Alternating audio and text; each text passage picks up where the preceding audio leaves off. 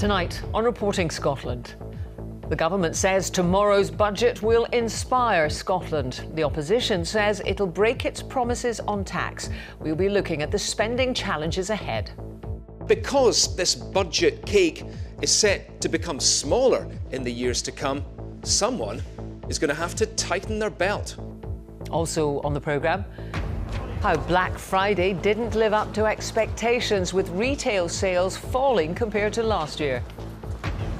Kezia Dugdale returns from the jungle to face the music with the new Scottish Labour leader. New initiatives in hospitals aiming to improve patient care and free up beds for those who need them most.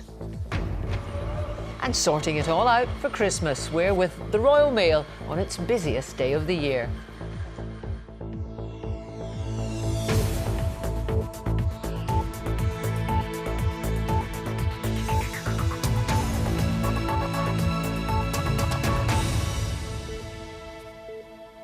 Good evening. A budget to inspire Scotland. That was the promise tonight from the Finance Secretary, Derek Mackay, as he prepared to set out his plans on tax and spending tomorrow. But the Conservatives say he's on course to break a key manifesto promise. From Holyrood, here's our political editor, Brian Taylor. The future. Nicola Sturgeon at an economic forum today examining Scotland's prospects. The recent past. The last SNP Holyrood manifesto, which promised to freeze the basic rate of income tax to help low and middle earners. The prospect now is that the rate itself will remain frozen, but that a new tax band may be introduced, which levies just a little more from some taxpayers. I call on Murdo Fraser. According to the Tories, that still adds up to a broken promise. There is absolutely no mandate from the Scottish people for any increase in the basic rate of income tax, however that is brought about. This is the baby box handed out to families. The Tories say scrap that and what they call vanity projects to save cash and curb tax. But ministers accuse the Conservatives of hypocrisy. All I hear from the Conservatives is they want to raise less and spend more. It just doesn't add up. Whereas we will put forward a credible proposition that inspires the people of Scotland. For Labour, Richard Leonard urged the SNP to be radical with higher taxation. You can't denounce austerity today and then do nothing about it tomorrow. Willie Rennie said the Liberal Democrats had backed a basic rate increase, while the SNP had not.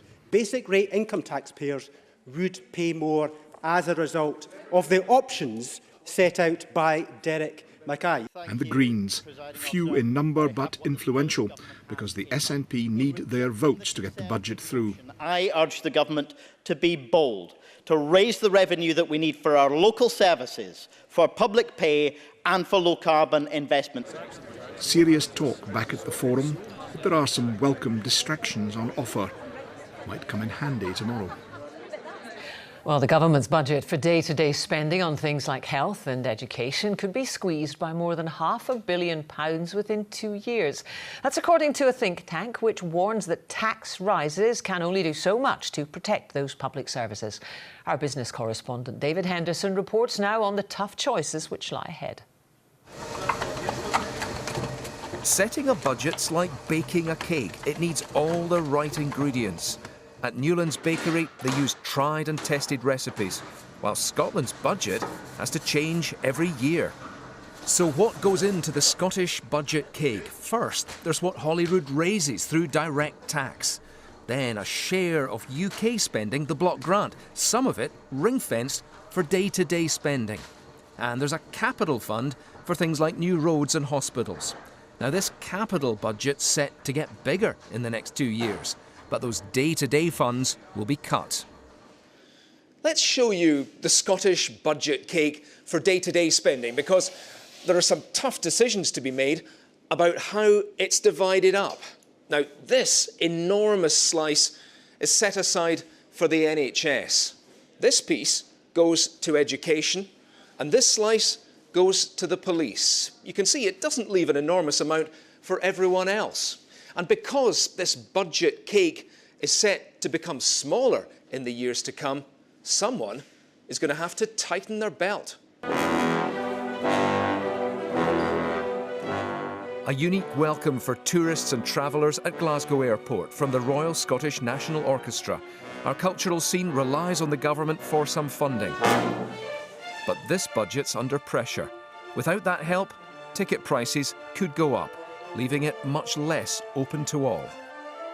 This is something very unique about Europe, that you can have people from all walks of life find themselves in a concert hall with ticket prices that they can afford, participating in a wonderful concert. I think this is extremely important in today's environment. Scotland faces major funding challenges for years to come. The NHS already takes up a major share of the Scottish budget. But with rising healthcare costs and an ageing population, that share is set to rise yet further. Where does that money come from? How do we find the funds to protect other vital public services? Tough choices lie ahead about who gets the dough and what might be cut. And that is going to mean at some point thinking about, are there public services that currently are funded that perhaps shouldn't be public funded? Are there some that are universally funded that perhaps should be funded in a different way, perhaps through means testing? And it might also mean, are there other options in terms of revenue raising? Scottish ministers think a fatter budget cake might ease that pressure on public services. So raising tax is back in the mix, but it may not be to everyone's taste. David Henderson reporting Scotland. Well, our political editor, Brian Taylor, is at Holyrood for us tonight. Brian, as David said there, we are expecting a tax hike, but how does Derek Mackay sell it? It's a difficult sell because people don't like generally paying extra income tax. I think there'll be a couple of arguments. First of all, that most people in Scotland will not be paying more. That's because the median tax, that's the point at which above that half of the Scots pay more, below that half of them pay less. The medium earnings in Scotland are 24,000. I think he'll increase the levy if he does on those earning maybe 30,000 plus or so. But he'll sell it in two other ways. He'll say, OK, I know you're going to want to concentrate on what I'm taking in, but look at what I'm giving out as well. He'll talk about the social contract, the existing spending on things like free prescriptions, free tuition fees, and support for free personal care. And then aware that business will want to hear more than that business will say they are concerned about economic growth. I think there'll be a substantial package in the budget plans tomorrow that will be directly targeted at business, support for broadband, support for much more than that. A direct attempt to say what is coming in terms of what is given out, rather than, as I say, simply what is taken in. Brian, thank you. Unemployment has risen slightly in Scotland, but has fallen across the UK as a whole. Official figures show the number of people out of work in Scotland between August and October was up by 8,000. The Scottish unemployment rate reached 4.1%. That's below the UK rate at 4.3% of the workforce. Well, more figures now, this time on sales. November was a tough month for Scottish retailers. Sales were down compared to the same time last year. It's claimed events like Black Friday are having a negative impact. Rebecca Curran reports. It's said to be the most wonderful time of the year and one of the most important for retailers. But footfall figures flagged in November, with Scottish shoppers focusing their attention online. This shopping centre in Aberdeen saw a 6% drop compared to the same month last year. Compared to last year, there is a slight decrease. The car park is always full when you come in the morning, so there are people shopping. So hopefully the rest of December will be a really good month. The Scottish Retail Consortium says total sales declined by 0.5% in November compared to the same period last year. It's claimed Black Friday sales, which can last for up to a week, are having an impact as shoppers hold off for heavy discounts. I look forward to it and then I go online and look at it, but the savings never actually seem worth it. So I don't really come into town, I'll just do what I can online. I don't shop in sales at all because I don't want to be tempted to buy things that I don't want. I would rather pay normal prices for something that I have decided I do want. These are the final sales figures before Christmas, and experts say that some retailers will be feeling very nervous about what is now a make or break December. For some stores, continuing their pre-Christmas discounts have helped improve sales. I think customers had been holding off waiting for the big bargains of Black Friday to spend their money and get all their Christmas presents. But Black Friday week was a real success for us, and it's continued from then. Black Friday may have failed to boost in-store sales, but with less than 2 weeks to go until the big day, retailers are still hoping to cash in. Rebecca Curran reporting Scotland, Aberdeen. A deal has been reached over fishing opportunities in EU waters, which will see increases for North Sea cod, haddock and monkfish.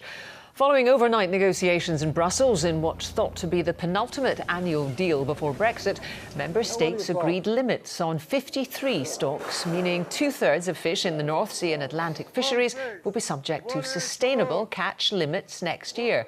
The Scottish Fishermen's Federation says it's still waiting to hear the final details. The number of alcohol-related deaths in Scotland went up last year. Statistics put the figure at more than 1,200 in 2016, a 10% rise compared to the previous year.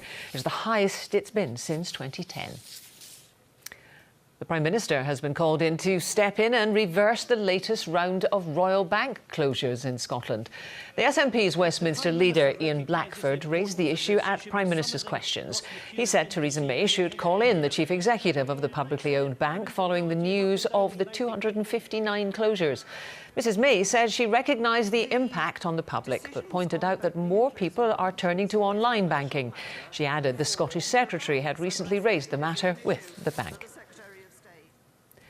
The former Scottish Labour leader, Kezia Dugdale, has been reprimanded by the party for taking part in the reality TV show I'm a Celebrity, Get Me Out of Here. She returned from Australia earlier today and met the new leader, Richard Leonard. The party said she'd been given a written warning for taking an unauthorised absence and will face no further action. Lucy White reports. Oh, whoa. What is coming in? It's wet. Oh my God! From the Australian outback to a jungle of a different kind. That's enough. That's enough. Kezia Dugdale was prevented from speaking to the media after meeting party leader Richard Leonard this afternoon. I've said everything I'm going to say. Silence too from the party's leadership. Mr. Leonard, can you tell us what's happened with Kezia Dugdale? Say please. Just keep walking. Yeah, we'll be issuing a statement. Eventually a statement came, saying Kezia Dugdale was being reprimanded with a written warning and she will not face further action. Miss Dugdale said she was going into the reality programme to promote Labour values, but most of what the public saw were scenes like this. All of it, take it all in, come on in. The former Labour leader drinking blended animal parts. Arriving back at the airport this morning, she said she was still happy with her decision to take part in the programme. It was an experience I'm never going to forget. I'm obviously going back into the Parliament just now. In the joint statement released with the party, Miss Dugdale said she deeply regretted the issues caused in the first weeks of Mr Leonard's new leadership.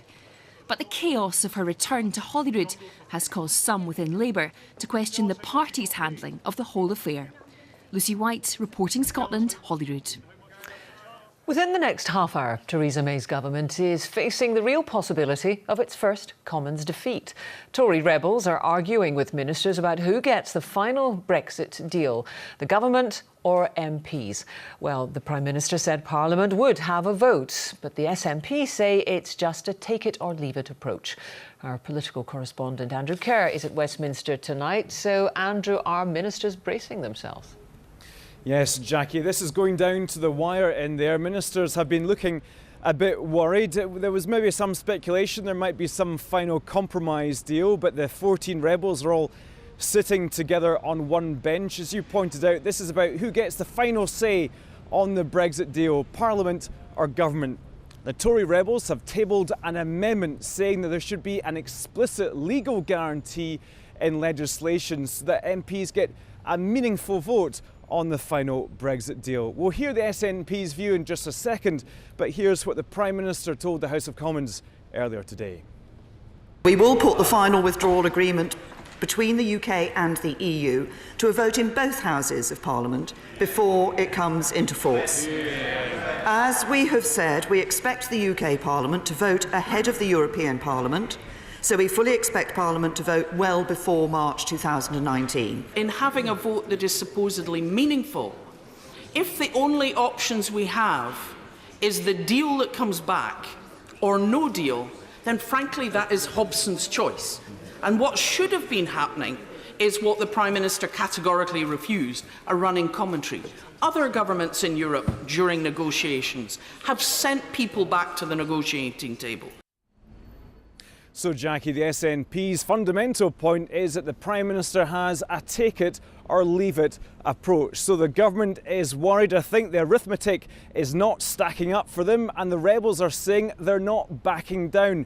This could be a big problem for Theresa May if she loses this first vote as Prime Minister. It will really destabilise her authority just when things in the past couple of weeks had looked a bit better for her. Jackie. Andrew, thank you. It's 7:15. A reminder of tonight's top story. The Finance Secretary promises a budget to inspire Scotland as he prepares to set out his plans on tax and spending tomorrow. And still to come, a new take on the Nativity story with extra star power premieres in Aberdeen.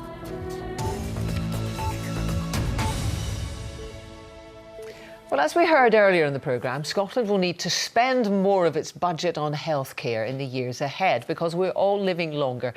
But it's not just more cash that's needed, it's new ways of delivering care. Our health and social care correspondent, Shelley Joffrey, has been taking a look at new initiatives in Scotland's hospitals that aim to improve patient care and free up beds for those who need it most. Just to keep it dry, thank you. Excellent.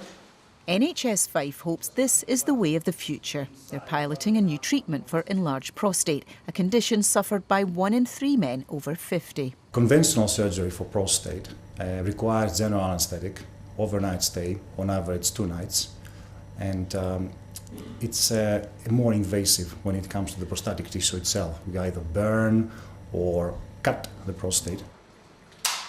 This new technique can be done under local anaesthetic in just 20 minutes. Under the old procedure, this man would have had to spend a couple of nights in hospital. Instead, he's going to be home in a few hours, which is good for him, but there's obvious cost benefits for the NHS too. Nothing wrong with the bladder? It's hoped this new technology will save 300 nights a year in hospital. By offering this day case procedure to patients, we're freeing up beds in the acute hospital in Victoria, where enabling major pelvic surgery and cancer services to utilise beds, but especially in winter time. So we'll leave the wheelchair just outside today. So we'll take this into the kitchen today. The innovation here isn't high tech, but is also delivering savings. Kitty recently had a stroke and is keen to go home. So do you think it's quite helpful practicing in the kitchen, Kitty? It's beneficial. Yeah.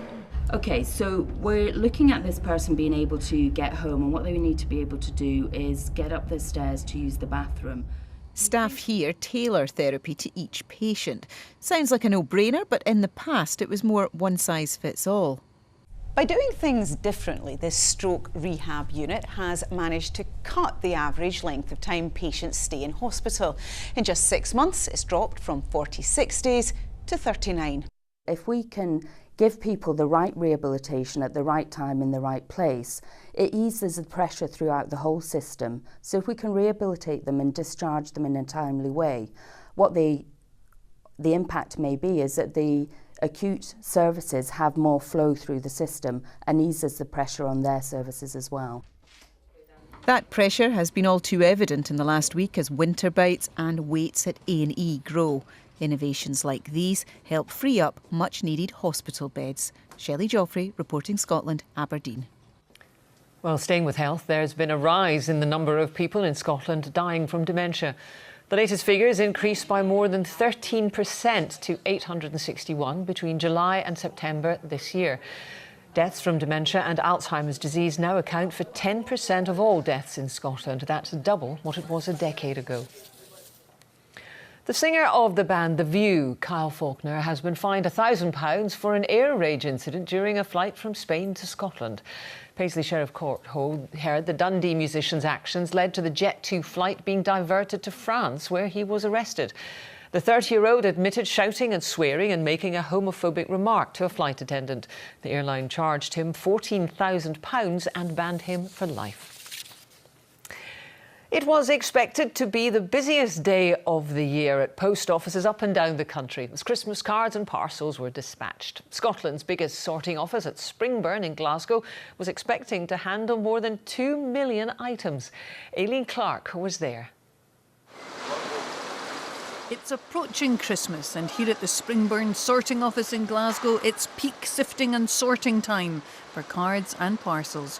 They're pretty expert here at spotting what might be within. Sometimes you can guess. Obviously, you can see a football. You have ordinary packets going through at Christmas time as well. So everything you can imagine: whirligigs, cones, just peculiar things like Coca-Cola bottles that you say to change in. You get them through as well, all wrapped up. So it's just like a game you play. It's estimated 2.2 million pieces of mail are passing through here today. The parcels side of the business is a competitive one now, and it's still growing. With the growth of online shopping, the parcels market is growing exponentially year on year. We're still the biggest parcel courier in the market. The number of us using postcodes at Christmas doesn't seem to be on the up though, so it's back to manual sorting. And sometimes it's not just postcodes which are missing.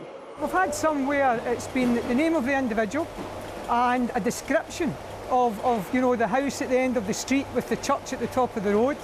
And we generally, if it's within this local area, we can be successful in those instances. Now, they do their best here to get your mail delivered, but you've got to give them a bit of a hand. No details at all?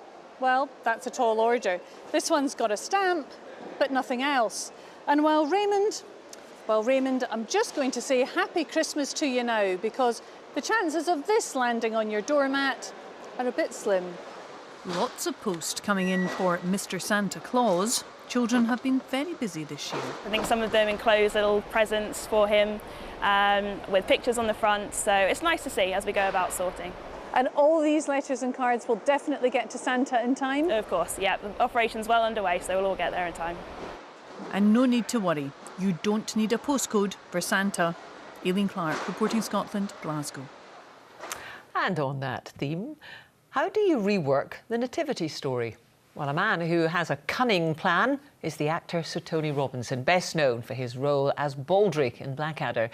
He's created a piece which premiered in Aberdeen last night, starring the actor Ian Glenn. Rachel Bell reports.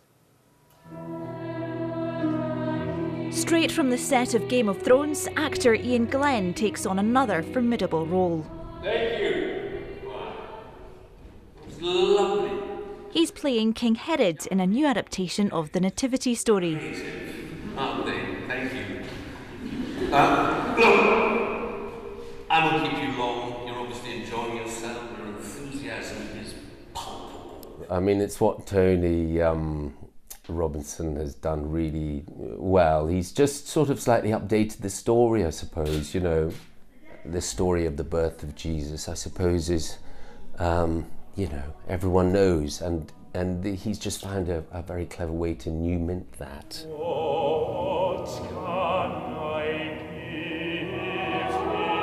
The Three Ships uses the well-known Christmas story to explore modern issues. We wanted to tell the story of the Nativity, but set it in the real first century Palestine, which was a time of borders, of occupations, of refugees, of walls, just like our own time. The man behind the music also composed a piece for the wedding of the Duke and Duchess of Cambridge. There are a couple of really slow new pieces I've done, a new setting of In the Bleak Midwinter and a new setting of Silent Night, which are those moments where you can just sit back and think of Christmas. The Three Ships debuted in Aberdeen last night and will be performed in London next week. Rachel Bell, reporting Scotland, Aberdeen. Weather now, and if you thought the big freeze was on the way out... Not just yet, Jackie. Thank you, Coulter. In fact, the snow level is actually dropping for tonight, so those showers will become increasingly wintry, even to low levels at times across parts of the north and inland areas, so we'll see further showers.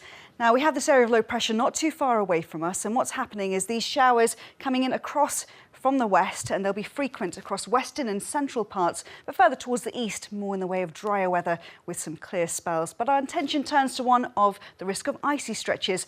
Now, the Met Office have issued another Be Aware weather warning for the risk of ice on untreated roads and surfaces, especially where these showers are falling on frozen ground. Further inland, across the mainland, inland areas away from the coasts, there could be some tricky driving conditions. So here's the scene for the rest of tonight. Those showers, as you can see, mainly for central and western parts, and further inland they will fall as sleet, as snow, even with some hail mixed in, even to lower levels. But the best chance of any clearer, dry weather will be along the east coast, and here too will be the best chance to catch sight of the Geminids meteor shower, which peaks around 2 o'clock in the morning. And it will be bitter cold. If you are planning to head out though, temperatures below freezing, maybe in the countryside down to -3 to -5 Celsius. So bitter cold, but a good chance of catching up to 120 shooting stars in an hour further towards the east. For tomorrow morning then, those showers across the central belt. Now here, it could be quite a tricky morning commute, and for the southwest as well, as we see the showers still quite wintry in nature, but there will be a lot of dry weather around as well, further towards the north and towards the southeast. So if you're heading out around 3 o'clock, we'll have some showers for the Northern Isles. 1 or 2 of these could edge further across the northeast. A lot of dry weather around for the northwest, some spells of sunshine, but still feeling quite cold. Those showers still with us across Glasgow through to Edinburgh, for the southwest as well, but the winds will be a bit lighter and temperatures around 3 to 5 Celsius. During the evening and overnight into Friday, the wind direction becomes more of a northerly, so we're drawing in colder air, showers for the north, but the best chance of drier, brighter weather across the south. That's your forecast. Thank you very much, Kozu. And now just time for a reminder of tonight's main news. Within the next few minutes, Theresa May is facing a crunch vote on her Brexit plans. The Prime Minister has insisted Parliament will have a meaningful vote on the terms of the final deal. But Tory rebels will join forces with Labour to seek an explicit legal guarantee in the EU withdrawal bill. And here, the Finance Secretary has promised tomorrow's budget will inspire Scotland, but the Conservative said he was on course to break a key manifesto promise on tax. And that's Reporting Scotland. I'll be back with our main late evening bulletin, 10:30. Until then, from all the team, good evening.